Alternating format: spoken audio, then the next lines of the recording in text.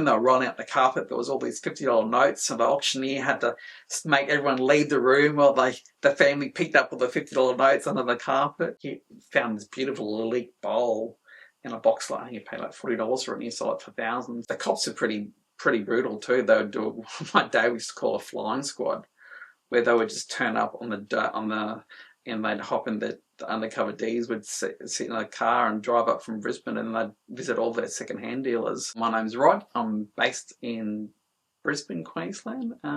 Second-hand antique dealer, vintage wares.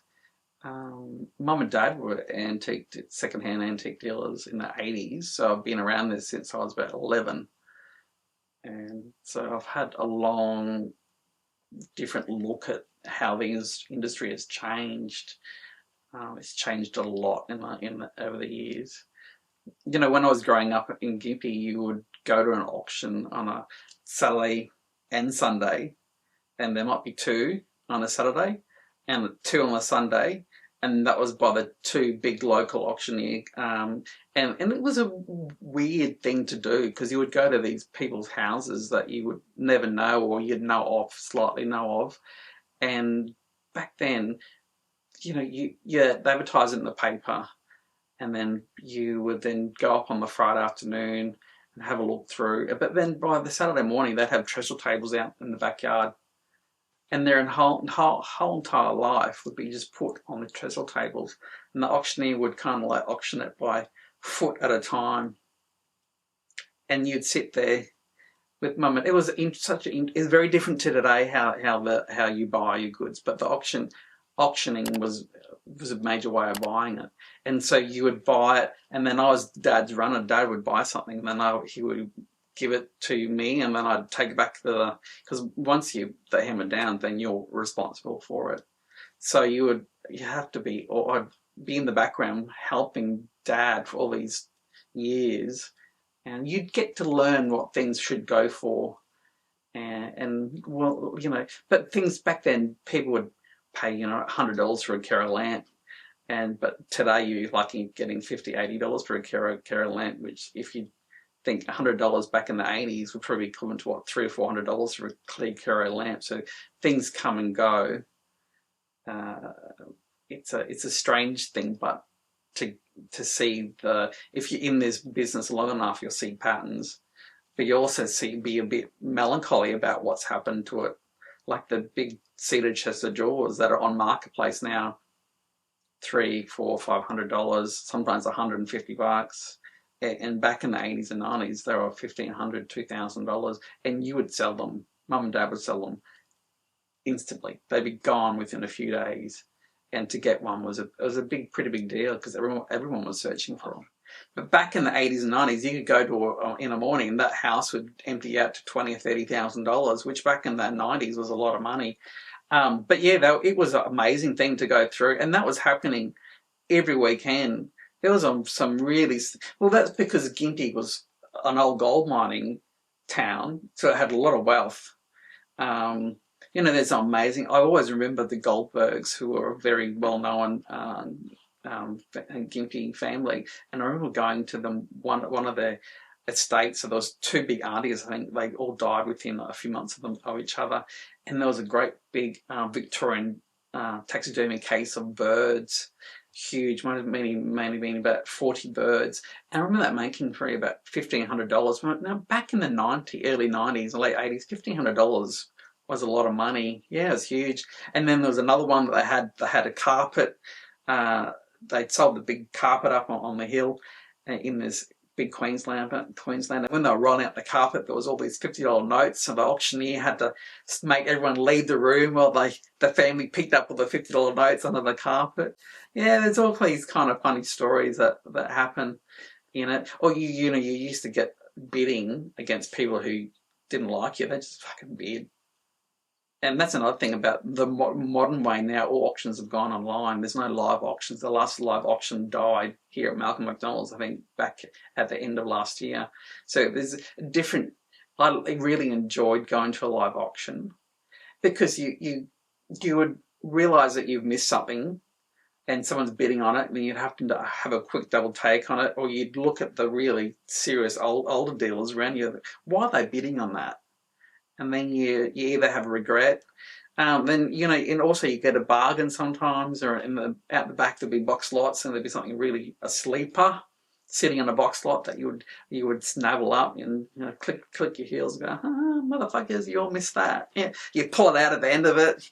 That happens. That used to happen. There was a good dealer called Ashley Hay, and he found this beautiful elite bowl in a box lot. I think you pay like $40 for it, and you sell it for thousands. And those things would happen quite regularly, but with the internet, things are different.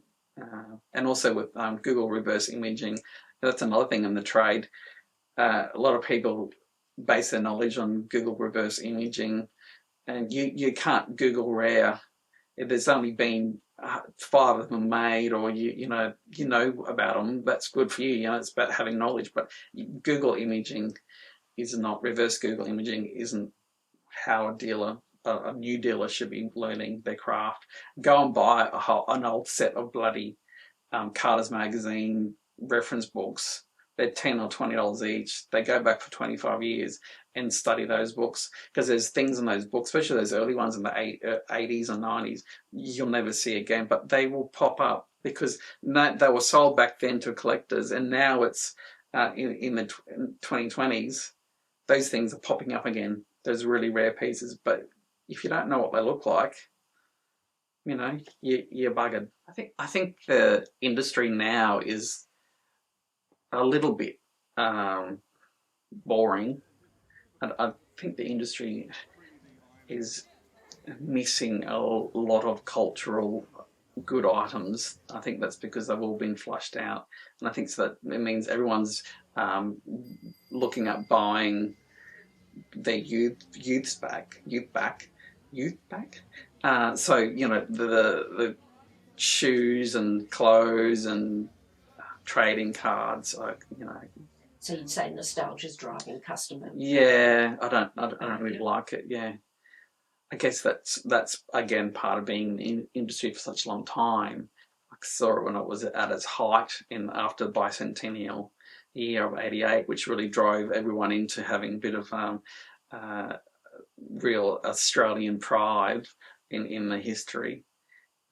But I think it may come back with the Olympics. Yeah, I don't know. I've been a member of Australiana magazine for a few years now, and it's good to see there's still quite a decent collectors for that really rare stuff. But you never find that really rare stuff. If I find that rare stuff, it's not for sale. I keep it. Yeah, and that's probably a bad trait, because you do keep a lot of good things. But I think it's also a bit of a ode to your knowledge, that you are able to recognise something rare, and if you're able to buy it, great. If you don't buy it, you should share that knowledge and let them know what they've got, so at least they might come to you when they want to sell it, or it doesn't just get put in the back of a cupboard and forgotten about. But this industry, I think this industry is something that's happened in the last probably 10 years, which I really hate, and it's the skip bin industry. And that's where everything has to be cleaned out of a house so quickly, and everything's put into the skip bin. I think there's been some really significant things of a cultural significance that have been lost, not just in Brisbane but in all over Australia, because of the real estate industry. That the housing market has pushed out a lot of material possessions into landfill, and that pisses me off on two things. Like, you can't, once that history is put in the dump, that's the end of it. Another thing is that the people who are doing it don't realise that if they've just taken an extra 2 weeks or a month, if they got the time, usually they should have, they would have got themselves maybe $5,000 out of it, or $10,000, or there's some estates I'm sure they would have got $20,000 and $30,000 out of it if they just rang the auctioneers or a few dealers, or taken it to an antique fair themselves, instead of just clearing out the house. Bang, we want it stripped. and that's usually from a pushy real estate agent. That industry needs to be overhauled majorly, because it hasn't really, the Queensland Government Act hasn't been really updated since like 2002. And so, and technology has changed. The internet has really changed it massively. You can be a dealer on Instagram, and you can be a dealer on any social media platform, really. It's different from now from what it was back in the 80s and 90s. Back in the 90s, if you were a dealer, like, everyone took that very serious. The cops are pretty brutal too. They would do my dad used to call a flying squad, where they would just turn up and they'd hop in the undercover Ds, would sit in a car and drive up from Brisbane, and they'd visit all their second-hand dealers. And they would look at your books and go through your books, and they'd go to the next one. But back in the day, there was big money to be made in the 80s and 90s and 2000s and even the 70s.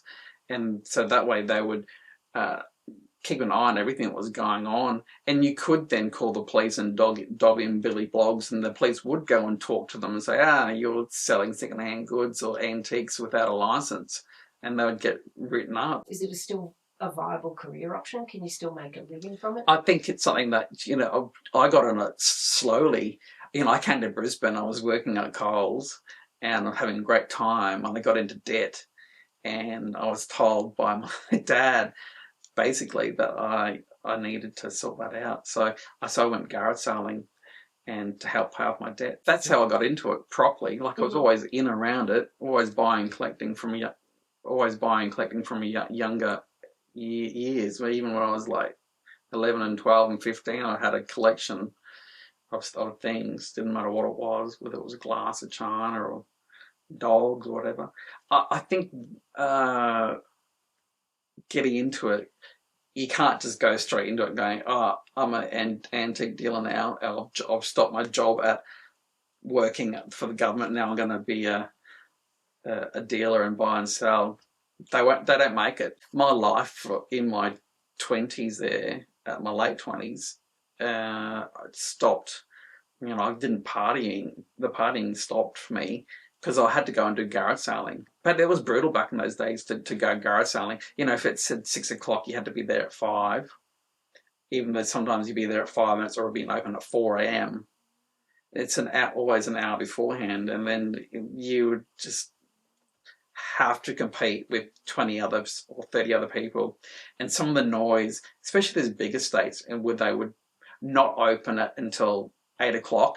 8 o'clock's a shit time if you're a garage seller, because that's the end of the day. It's already gone.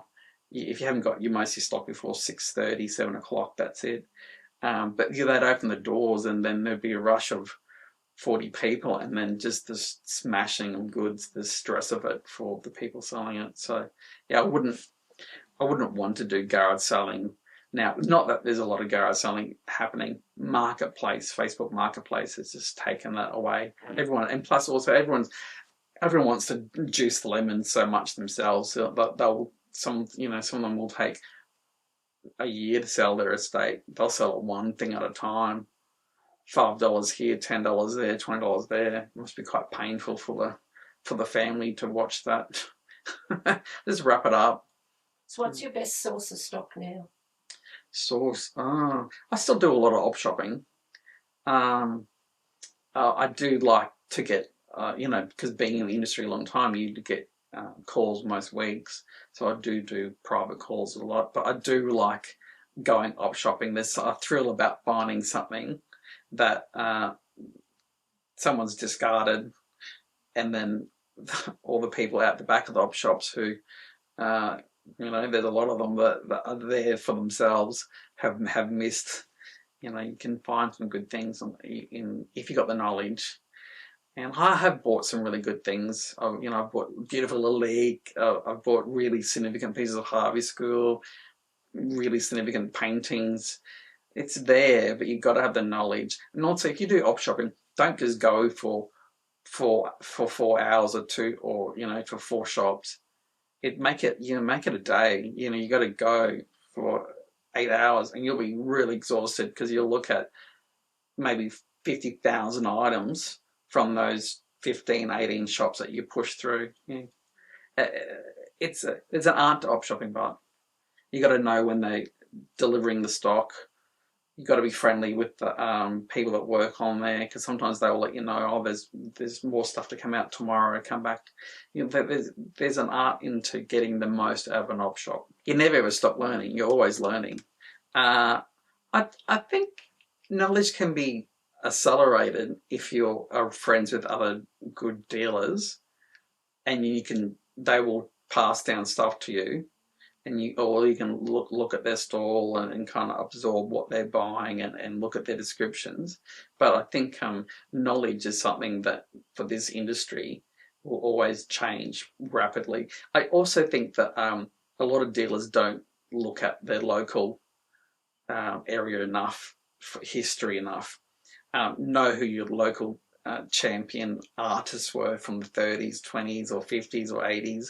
You know who your big things like paintings. I go to an op shop and I'll see a Graham Reynolds frame. Like, he was a big deal framer back from the 60s, 70s, 80s. I think he may be still around today. If I see any painting in a Graham Reynolds frame, I'm buying it, because I know that was, one, it was very expensive, and two, it's probably going to be a very good thing in that frame. And also the frame's always really, really nice as well. So I think little tips like that you learn along the way. I love going to art galleries, and you know, go to the Queensland Art Gallery and even just the normal little art galleries from Ipswich, whatever, and you'll see, oh, you know, there's a curator there that's championed a few artists, maybe back in the 70s or 50s, whatever, and back then they might not have been a big deal, but now they are bigger deals, and looking at what's selling is different from working at what's valuable as well, because some things are selling, but they only are really quickly, but you know, they're $10 items, but you the longer you're in the trade, you want to find that $500 item, that $1,000 item, or that $10,000 item, and it's there to be picked up. Not all the time. You might get one big find every 5 years, but it's going to happen. So is it a career you'd recommend to anyone now? Starting now? Starting now? Well, I hope there's going to be new people. I'm one of the youngest ones, and I'm nearly 50, so I'm like, that's get crazy. It's a lot of hours worked for money returned. You can make a living. It can be a good living at times. I would recommend starting small and then just building it and have another job. Because if you go straight into it, unless you're a wealthy housewife of Ascot, and you're doing it because you're bored and you don't care about having to pay your bills, then that's fine. But if you're having to pay your bills out of it, straight into it, you're gonna struggle at the beginning. It's not going to be fun, but you're going to have to be doing those 60-hour, 70-hour weeks for probably 3 to 5 years to establish yourself, get your stock up, get your knowledge up, and be prepared for very ordinary money over those years. But it will come to you. Don't buy fluff too much. But at the beginning, I must say, I did buy a lot of fluff. If I thought I could make $1 or even $2 or $3 out of an item, I would buy it, because that way you're making something and you're putting it in, but then you have to concentrating on selling more expensive items, you know, the 50, 80, 100, 200, 400, $500 items, and then, you know, gone are the days of the 80s and 90s where you could go over in England and import a 40-foot container and bring it back over here of furniture or smalls, and, you know, you'd turn that $100,000 into $400,000 in 6 months, and then you'd go again. Not that I ever did that, but a lot of people used to do that, and those days are gone. I think furniture in general is never going to come back. This industry is kind of on its knees. I'm sure it's on its knees around the world as well. I don't know. People don't want as many material possessions. But is it because they can't afford it, or is it because they haven't got the room to? Or is it because of cheap imports from China are encouraging a throwaway culture? Yeah, it is. It is throwaway culture. You're right, Celia. And I think being this throwaway, it's fashion. I think there's something I haven't touched on. This industry is now not driven by uniqueness or rarity. It's driven by a culture of fashion. You open up Belle magazine and there might be a beautiful friggin' milk glass in a photo shoot, and then all of a sudden everyone wants milk glass. And then so you'll ride that for 6 months, and the next thing will be there'll be lovely Wedgwood Majolica green plates, which always are in fashion. They've never gone out of fashion, but they'll be on a more hide. People all want lots more of those kind of items. So it's a fashion culture now. And, we went through this industrial fashion 10 years ago where everything was industrial. And then we went through retro, which is coming back. Retro is being taken over by the big of Harvey Norman's. It's changing a lot. I don't know what the next fashion is at the moment. I think we're in a bit of a lull. So it is gone to small, but miniatures too. But in general, miniatures in the antique world have always been expensive. If you have miniature chest of drawers or anything miniature, antiques always been quite collectible. But I think small vases or small pieces of jewelry or anything that can be kind of like effortlessly put in your house and not be seen. I think items with intrinsic value, like gold, are more at the forefront of people's minds now. Yeah, I think so too. I think also precious metals have always been a reflection of the world safety. When there's drums beating a war, like it really feels right now like we're on the cusp of something again, then everyone puts their money into something like a gold or silver, and I think it's reflecting of what the market's happening. Pottery collecting is something I did not set out to do. I was always in that that English family that comes back down to the 80s and 90s was all about the Royal Daltons and Stuart Chris and all that. But I guess I read a couple of articles back in the late 90s, early 90s, not late 90s, early 90s, about Harvey School and that. So I knew it was like to me, it was like the king of the tree of the local items to collect. I love collecting pottery as an antique seller because a lot of it is unmarked. Unless you know the shapes, the patterns, the glazes, then that way you've got you can go into an op shop and you can find a vase that is worth $50, $80, $100, $1,000, $2,000, and because that the base is a little chalk mark or it's a monogram of someone that but they don't know it. It's like a secret code. It's about that's the knowledge thing. So yeah, Australian pottery's been good to make money out of, but it's also interesting the history behind it. How big's your collection now and what's it comprised of? Oh, well, I collect a lot of different things. But of course, Harvey School pottery or James Campbell, a little bit of James Campbell, a bit of Stones pottery. Australiana, I love Australiana, so folk art, love folk art. Carved furniture, I love really nicely carved furniture. As a dealer, you are literally looking at thousands of items every week, thousands, to maybe buy 20 or 50 or none, if it's all shit, and then you come home to your house and then it's everywhere. It can be quite consuming. There's an old saying, don't let possessions possess you. And sometimes that happens. You don't mean that it's going to happen, but it just bloody happens. And so every now and then a good holiday away from all your crap is a good mental cleanse.